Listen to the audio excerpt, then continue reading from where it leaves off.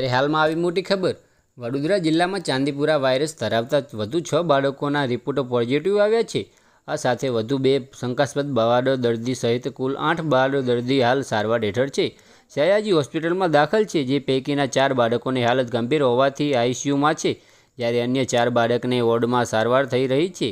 અત્યાર સુધીમાં ચાંદીપુરા વાયરસના શંકાસ્પદ કુલ 32 બાળ દર્દીઓ હોસ્પિટલમાં સારવાર હેઠળ હતા, જે પૈકી 18 બાળકોના કરુણ મોત થયા છે। આ ઉપરાંત 6 બાળક દર્દી રજા આપવામાં આવી છે।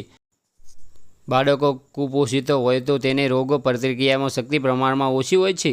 વાયરસજન્ય ચાંદીપુરામાં મચ્છર કરડવાથી તાવ આવે છે અને બાળકોને સંપૂર્ણ કપડાં પહેરાવવામાં આવે છે। તેવી જ રીતે ચાંદીપુરાથી બાળકોને બચાવવા માટે દૂષિત પાણીનો ક્યાંય સંગ્રહ થયેલો ન હોય તેની ખાસ કાળજી રાખવી જોઈએ। વરસાદની સિઝનમાં આ રોગની બાળકોને બચાવવા માટે રહેઠાણોની આસપાસ અન્ય જગ્યાએ ટાયરોમાં જમા થઈ રહેતા પાણીના વહેલી તકે નિકાલ કરવો જોઈએ। ઉપરાંત પર્યાવરણ બાબતે પણ ખાસ કાળજી લેવી જોઈએ તેવી સલાહ સયાજી હોસ્પિટલ ડૉક્ટરે આપી છે। અમારી યુટ્યુબ ચેનલ પર નવા હોય તો લાઇક, શેર અને સબસ્ક્રાઈબ કરી દેજો।